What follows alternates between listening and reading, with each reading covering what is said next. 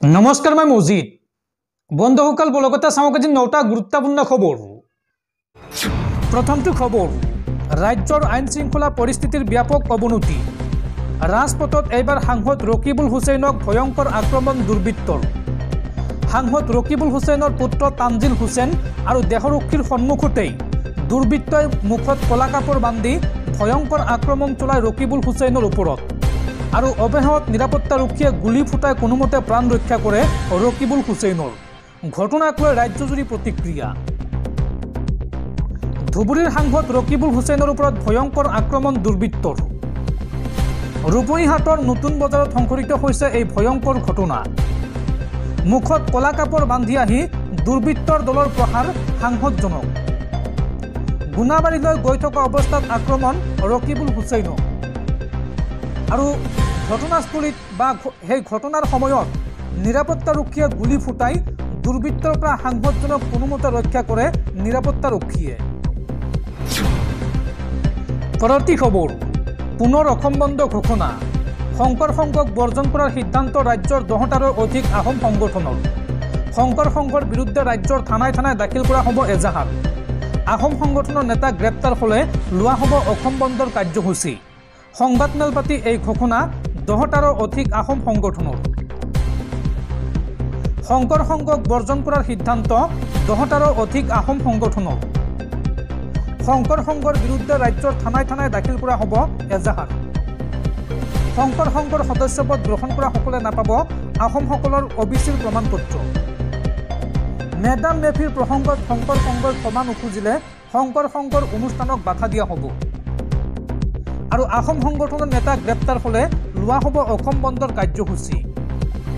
টাই আহোম যুৱ পৰিষদকে ধৰি 10টাকৈ সংগঠনৰ এই কঠোৰ সিদ্ধান্ত আৰু লগতে আহোমসকলক শংকৰ সংঘৰ সদস্যপদ গ্ৰহণ নকৰিবলৈ আহ্বান জনাইছে এই 10টাকৈ সংগঠনে। পৰৱৰ্তী খবৰ, সাংসদ ৰকিবুল হুছেইনৰ ঘটনাক লৈ এইবাৰ গৰজি উঠিছে সৌদ অসম সংখ্যালঘু ছাত্ৰ সন্থা চমুকৈ আমছু। আমছুৰ মন্তব্য, ব্যৰ্থ হৈছে ৰাজ্যৰ গৃহ বিভাগ। মুখ্যমন্ত্ৰীয়ে ভালদৰে চলাব পৰা নাই গৃহ বিভাগ। এতিয়া বেলেগৰ হাতত গৃহ বিভাগ অৰ্পণ কৰক মুখ্যমন্ত্ৰী হিমন্ত বিশ্ব শৰ্মাই। এই মন্তব্য আমছুৰ। ৰকিবুল হুছেইনক গুৰুলা গুৰুলকৈ প্ৰহাৰৰ পিছতে এইবাৰ গৰজি উঠিছে আমছু। আমছুৰ মন্তব্য, আনৰ হাতত বা বেলেগৰ হাতত গৃহ বিভাগ অৰ্পণ কৰক মুখ্যমন্ত্ৰীয়ে। গৃহ বিভাগ চলোৱাত ব্যৰ্থ হৈছে হিমন্ত বিশ্ব শৰ্মা। সম্পূৰ্ণৰূপে বিফল হৈছে গৃহ বিভাগ। অসমত গণতন্ত্ৰ যে নাই সেয়া পুনৰ প্ৰমাণ হ'ল। নগাঁৱৰ আৰক্ষী অধীক্ষক কঠোৰ নোহোৱাৰ বাবে এনে ঘটনা সংঘটিত হৈছে। ৰাজনীতি ইমান তললৈ যাব নালাগে। বিহাৰ উত্তৰ প্ৰদেশৰ দৰে পৰিৱেশ সৃষ্টি কৰিব বিচাৰিছে অসম চৰকাৰে। সাধাৰণ ৰাইজে শান্তি মিলাপ্ৰীতি বিচাৰিছে। ৰকিবুল হুছেইনক গুৰুলা গুৰুলকৈ প্ৰহাৰৰ পিছতে এইদৰে গৰজি উঠিছে সৌদ অসম সংখ্যালঘু ছাত্ৰ সন্থা চমুকৈ আমছু। দৰ্শকসকল আৰু বহুতো গুৰুত্বপূৰ্ণ খবৰ আছে।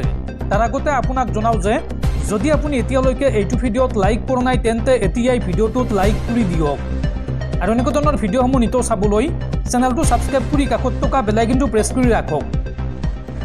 পৰৱৰ্তী খবৰ, সাংসদ ৰকিবুল হুছেইনক আক্ৰমণৰ ঘটনাত জড়িত আছে নগাঁও আৰক্ষী। ভয়ংকৰ কাণ্ড কৰিবলৈ দুৰ্বৃত্তক সহায় কৰিছিল আৰক্ষীয়ে। আৰক্ষীৰ বিৰুদ্ধে এই বিস্ফোৰক অভিযোগ ৰকিবুল হুছেইনৰ। ৰকিবুল হুছেইনক আক্ৰমণত জড়িত নগাঁৱৰ আৰক্ষী। আক্ৰমণৰ ঘটনাত SP OC জড়িত থকাৰ অভিযোগ ৰকিবুল হুছেইনৰ। ৰকিবুল হুছেইনক আক্ৰমণ কৰাৰ ঘটনাত আৰক্ষীয়ে দুৰ্বৃত্তক সহায় কৰাৰ অভিযোগ। ঘটনাৰ পূৰ্বানুমান কৰি আৰক্ষীক অৱগত কৰিছিল সাংসদগৰাকীয়ে। SP OCক জনোৱাৰ পিছতো মক আক্ৰমণ কৰিছে দুৰ্বৃত্তই। মোৰ নিৰাপত্তাৰক্ষীয়ে মক এৰি ভয়ত পলাই পতং দিলে। OCক জনোৱাৰ পিছতো মিটিঙলৈ যোৱাত মোক সুবিধা কৰি নিদিলে। এই মন্তব্য সাংসদ ৰকিবুল হুছেইনৰ। ৰকিবুল হুছেইনে লগতে কয়, মই জীয়াই থকালৈকে ৰাইজৰ পক্ষত মাত মাতি যাম। পৰৱৰ্তী খবৰ, আজি অসমত উপস্থিত হ'ব RSS প্ৰধান মোহন ভাগৱত। 5 দিনীয়া ভ্ৰমণসূচীৰে অসমত উপস্থিত হ'ব RSS প্ৰধান মোহন ভাগৱত। আৰু এই সময়ছোৱাত কেইবাটাও কাৰ্যসূচীত অংশগ্ৰহণ কৰিব RSS প্ৰধান মোহন ভাগৱতে। পৰৱৰ্তী খবৰ, সাংসদ ৰকিবুল হুছেইনক আক্ৰমণৰ ঘটনাক লৈ এইবাৰ প্ৰতিক্ৰিয়া প্ৰকাশ কৰিছে ৰাজ্যৰ মুখ্যমন্ত্ৰী হিমন্ত বিশ্ব শৰ্মাই। বিধানসভাৰ পৰাই মুখ্যমন্ত্ৰী হিমন্ত বিশ্ব শৰ্মাৰ ডাঙৰ ঘোষণা, ৰকিবুল হুছেইনক দিয়া হ'ব অতিৰিক্ত নিৰাপত্তাৰক্ষী। ৰকিবুল হুছেইনৰ ওপৰত আক্ৰমণৰ ঘটনাক লৈ মুখ্যমন্ত্ৰীৰ এই প্ৰতিক্ৰিয়া। মুখ্যমন্ত্ৰীগৰাকীয়ে কয় যে সামগ্ৰীৰ উপহিহাটত অতিৰিক্ত নিৰাপত্তা দিয়া হ'ব ৰকিবুল হুছেইনক। বিগত এবছৰৰ পৰা ৰকিবুলৰ ওপৰত বাঢ়িছে আক্ৰমণৰ ঘটনা। বিধানসভাত এই মন্তব্য ৰাজ্যৰ মুখ্যমন্ত্ৰী হিমন্ত বিশ্ব শৰ্মাৰ। পৰৱৰ্তী খবৰ, টোল টেক্সক লৈ ডাঙৰ খবৰ। এতিয়াৰ পৰা 10 ছেকেণ্ডতকৈ অধিক সময় অপেক্ষা কৰিলে দিব নালাগে টোল টেক্স। নিয়ম উলংঘা হ'লেই ভৰিব নালাগে টোল টেক্স। এই সন্দৰ্ভত বৃহৎ ঘোষণা নেশ্যনেল হাইৱে অথৰিটি অফ ইণ্ডিয়াৰ। 10 ছেকেণ্ডতকৈ অধিক সময় অপেক্ষা কৰিলে দিব নালাগে টোল টেক্স। 100 মিটাৰতকৈ অধিক বাহন শাৰী পাতি থাকিব নোৱাৰিব টোল গেটত। 100 মিটাৰ দূৰত্ব দেখুৱাবলৈ টোল প্লাজাত থাকে এডাল হালধীয়া ৰঙৰ চিহ্ন। আপোনালোকে টোল গেটত লক্ষ্য কৰিব। 100 মিটাৰতকৈ দূৰত্বত বাহন ৰখাবলগীয়া হ'লে দিব নালাগে টোল টেক্স। NHAৰ গাইডলাইন অনুসৰি নিয়ম উলংঘা হ'লেই ভৰিব নালাগে টোল টেক্স। 10 ছেকেণ্ডতকৈ অধিক সময় ৰৈ থাকিবলগীয়া হ'লে দিব নালাগে টোল টেক্স। ৰাষ্ট্ৰীয় ঘাইপথ প্ৰাধিকৰণে এই সন্দৰ্ভত জাৰি কৰিছে এখন জাননী। আৰু আপুনি টোল টেক্স সন্দৰ্ভত সমস্যাত পৰিলে ফোন কৰক এটা বিশেষ নম্বৰত। এই নম্বৰটো মুকলি কৰিছে নেশ্যনেল হাইৱে অথৰিটি অফ ইণ্ডিয়াই। হেল্পলাইন নম্বৰটো হৈছে 1033। এতিয়া নোট কৰি ৰাখক এই নম্বৰটো। পৰৱৰ্তী খবৰ, এইবাৰ অসম বিধানসভাত সমুখ সমৰত বিধায়ক অখিল গগৈ আৰু মুখ্যমন্ত্ৰী হিমন্ত বিশ্ব শৰ্মা। মুখ্যমন্ত্ৰী হিমন্ত বিশ্ব শৰ্মাই অখিল গগৈক খুৰদাৰ সমালোচনা কৰি কয় যে চেণ্ডেল পিন্ধা এজন আন্দোলনকাৰীয়ে কেনেদৰে গুৱাহাটীৰ চানমাৰীত মাটি কিনিব পাৰে। এই মন্তব্য হিমন্ত বিশ্ব শৰ্মাৰ। বিধানসভা সদনত মুখ্যমন্ত্ৰী আৰু অখিল গগৈৰ প্ৰচণ্ড বাকযুদ্ধ। সদনত মুখামুখিকৈ অখিল গগৈক ঠকা সৰকা মুখ্যমন্ত্ৰী হিমন্ত বিশ্ব শৰ্মাৰ। মুখ্যমন্ত্ৰীগৰাকীয়ে কয়, এজন পুৰুষ দুৰ্বল হ'লেহে মহিলাক আক্ৰমণ কৰে। চেণ্ডেল পিন্ধা এজন আন্দোলনকাৰীয়ে কেনেদৰে গুৱাহাটীৰ চানমাৰীত মাটি কিনিব পাৰে। আপোনাৰ পৰিবাৰে কেনেকৈ চাকৰি পাইছিল সেয়া মই কোনোদিন কোৱা নাই। চোকা প্ৰাৰ্থীক বাদ দি আপোনাৰ পৰিবাৰক অৰ্থাৎ অখিল গগৈৰ পত্নীক চাকৰি দিয়া হৈছিল।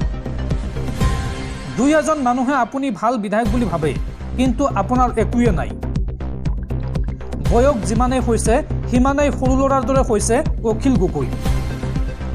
বিপ্লৱ শৰ্মাৰ প্ৰতিবেদনত মোৰ নাম নাই, আপোনাৰহে নাম আছে। আপোনাৰ লগত কথা পাতিলে মই ঘৰত উত্তৰ দিব লগা হয়। বিধানসভাত অখিল গগৈক উদ্দেশ্যি এই মন্তব্য মুখ্যমন্ত্ৰী হিমন্ত বিশ্ব শৰ্মাৰ। পৰৱৰ্তী খবৰ, পুনৰ এবাৰ দেশবাসীৰ নয়নৰ মণি হৈ পৰিল ক্ৰিকেটাৰ মহম্মদ ছামী। চেম্পিয়ন ট্ৰফিত বাংলাদেশৰ বিৰুদ্ধে 5টাকৈ উইকেট দখল মহম্মদ ছামীৰ। আৰু মহম্মদ ছামীয়ে ৰচিলে এক অভিলেখ। মহম্মদ ছামীয়ে এইবাৰ ৰচিলে ইতিহাস। চেম্পিয়ন ট্ৰফিত বাংলাদেশৰ বিৰুদ্ধে আক্ৰমণাত্মক মহম্মদ ছামী। 5টাকৈ উইকেট দখল মহম্মদ ছামীৰ। এইখন মেচতেই মহম্মদ ছামীয়ে ৰচিলে অভিলেখ।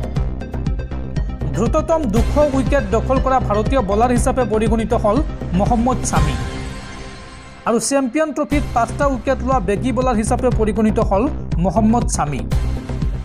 ICCত ভাৰতৰ হৈ এটা ইনিংছত সৰ্বাধিক উইকেট লোৱা বেগী বলাৰ হিচাপে পৰিগণিত হ'ল বা বেগী বলাৰ হ'ল মহম্মদ ছামী। পৰৱৰ্তী খবৰ, ৰাজ্যবাসীলৈ ভাল খবৰ। ৰাজ্যত হ্ৰাস পাব বিদ্যুতৰ মাচুল। 1 এপ্ৰিলৰ পৰা হ্ৰাস পাব বিদ্যুৎ বিল। বিদ্যুৎ বিল সন্দৰ্ভত বিধানসভাত মুখ্যমন্ত্ৰী হিমন্ত বিশ্ব শৰ্মাৰ বৃহৎ ঘোষণা। ৰাজ্যৰ লাখ লাখ বিদ্যুৎ গ্ৰাহকৰ বাবে ভাল খবৰ। 1 এপ্ৰিলৰ পৰা ৰাজ্যত হ্ৰাস পাব বিদ্যুৎ বিল। প্ৰথম পৰ্যায়ত 1 টকা হ্ৰাস পাব বিদ্যুৎ বিল। আৰু পৰৱৰ্তী পৰ্যায়ত আৰু অধিক হ্ৰাস পাব বিদ্যুৎ বিল। শীঘ্ৰে এইদৰে বিদ্যুৎ বিল কমোৱাৰ প্ৰক্ৰিয়া আৰম্ভ হ'ব ৰাজ্যত। বিদ্যুৎ বিলক লৈ মুখ্যমন্ত্ৰী হিমন্ত বিশ্ব শৰ্মাৰ এই ডাঙৰ মন্তব্য। পৰৱৰ্তী খবৰ, হাৰগিলা সংৰক্ষণৰ বাবে বিশ্ব দৰবাৰত পুনৰবাৰ জিলিকিল পূৰ্ণিমা দেৱী বৰ্মন। টাইম মেগাজিনে 2025 বৰ্ষৰ ওমেন অৱ দ্য ইয়াৰৰ সন্মান দিলে পূৰ্ণিমা দেৱী বৰ্মনক। পৰৱৰ্তী খবৰ, ভাৰতত উপস্থিত চুবুৰীয়া ৰাষ্ট্ৰ ভূটানৰ প্ৰধানমন্ত্ৰী। নতুন দিল্লীত ভূটানৰ প্ৰধানমন্ত্ৰী শ্বেৰিং টবগেইক পুষ্প আদৰণি বৈদেশিক ৰাজ্যিক মন্ত্ৰী পবিত্ৰ মাৰ্ঘেৰিটাৰ। প্ৰধানমন্ত্ৰীগৰাকীয়ে স্কুল অৱ আল্টিমেট লিডাৰশ্বিপ চমুকৈ SOUL শীৰ্ষক সন্মিলনত অন্যতম বক্তা হিচাপে অংশগ্ৰহণ কৰিব। ভূটানৰ প্ৰধানমন্ত্ৰীগৰাকীৰ এই ভ্ৰমণ ভাৰত ভূটানৰ বন্ধুত্বপূৰ্ণ দ্বিপাক্ষিক সম্পৰ্ক অধিক সুদৃঢ় কৰাৰ ক্ষেত্ৰত গুৰুত্বপূৰ্ণ হিচাপে বিবেচিত হৈছে। পৰৱৰ্তী খবৰ, মুছলমানক লৈ বিধানসভাৰ মজিয়াত মুখ্যমন্ত্ৰী হিমন্ত বিশ্ব শৰ্মাৰ ডাঙৰ মন্তব্য। ৰাজ্যৰ সাধাৰণ মুছলমানৰ সমৰ্থনত সদনত কেইবাটাও গুৰুত্বপূৰ্ণ মন্তব্য ৰাজ্যৰ মুখ্যমন্ত্ৰী হিমন্ত বিশ্ব শৰ্মাৰ। মুছলমানক লৈ বিধানসভাৰ মজিয়াত মুখ্যমন্ত্ৰীৰ ডাঙৰ মন্তব্য। মুখ্যমন্ত্ৰীগৰাকীয়ে কয় যে ৰাজ্যৰ সাধাৰণ মুছলমান ড্ৰাগছ বেপাৰৰ লগত জড়িত নহয়। সাধাৰণ মুছলমান লাভ জেহাদৰ লগত জড়িত নহয়। সাধাৰণ মুছলমানে সত্ৰৰ মাটি দখলো নকৰে, কিন্তু বটদ্ৰৱাৰ মাটি দখল কৰিলে একশ্যন লোৱা হ'বই। মুছলমান সন্দৰ্ভত অসম বিধানসভাৰ মজিয়াত এই মন্তব্য মুখ্যমন্ত্ৰী হিমন্ত বিশ্ব শৰ্মাৰ। পৰৱৰ্তী খবৰ, অসমৰ মুখ্যমন্ত্ৰীৰ ভিত্তিহীন দাবীক খণ্ডন কৰিলে university of science and technology মেঘালয়ে চমুকৈ USTMA। বিশ্ববিদ্যালয়খনক প্ৰবঞ্চনাকাৰী বুলি অভিহিত কৰি অসমৰ মুখ্যমন্ত্ৰীয়ে দিয়া বক্তব্যক খণ্ডন কৰিছে বিজ্ঞান আৰু প্ৰযুক্তি বিশ্ববিদ্যালয় মেঘালয়ে চমুকৈ USTMA। USTMA 2011 চনত প্ৰতিষ্ঠা হোৱাৰ পিছৰে পৰা ইয়াৰ বিধিগত প্ৰমাণপত্ৰ, শৈক্ষিক কৃতিত্ব আৰু উচ্চ শিক্ষাৰ ক্ষেত্ৰত অৱদানৰ কথা উল্লেখ কৰিছে। USTMA কয় যে এই বক্তব্যসমূহে বিশ্ববিদ্যালয়খনক বদনাম কৰাই নহয়, ভাৰত চৰকাৰৰ সৰ্বোচ্চ বিধিগত আৰু স্বীকৃতি প্ৰদানকাৰী সংস্থাসমূহৰ বিশ্বাসযোগ্যতাক লৈও প্ৰশ্ন উত্থাপন কৰিছে। বিশ্ববিদ্যালয়খনে ইয়াৰ নাকৰ A গ্ৰেড স্বীকৃতি NIRFৰ দ্বাৰা ভাৰতৰ শীৰ্ষ 200খন বিশ্ববিদ্যালয়ৰ ভিতৰত ইয়াৰ ধাৰাবাহিক স্থান লাভ আৰু প্ৰকৃতি সূচাংকত 52 নং স্থানকে ধৰি গৱেষণামূলক কৃতিত্বৰ ওপৰত আলোকপাত কৰে। USTMA ইয়াৰ PhD কাৰ্যসূচীৰ সমৰ্থনত কয় যে UGCৰ নিয়মসমূহ মানি চলে আৰু ইয়াত আগশাৰীৰ প্ৰতিষ্ঠানসমূহৰ বাহ্যিক বিশেষজ্ঞসকলৰ কঠোৰ নিৰীক্ষণ জড়িত হৈ থাকে। বিশ্ববিদ্যালয়খনে লগতে ইয়াৰ পেটেণ্ট, গৱেষণামূলক প্ৰকাশন, প্ৰতিযোগিতামূলক পৰীক্ষা আৰু উচ্চ শিক্ষাৰ অধ্যয়নত ছাত্ৰ ছাত্ৰীৰ সফলতাৰ কথা উল্লেখ কৰে। বিশ্ববিদ্যালয়খনে মুখ্যমন্ত্ৰীক তথ্যভিত্তিক বক্তৃতাত লিপ্ত হ'বলৈ আহ্বান জনায় আৰু নিজৰ দাবীৰ সত্যাসত্য নিৰূপণৰ বাবে যিকোনো তদন্ত বা অনুসন্ধানক আদৰণি জনায়।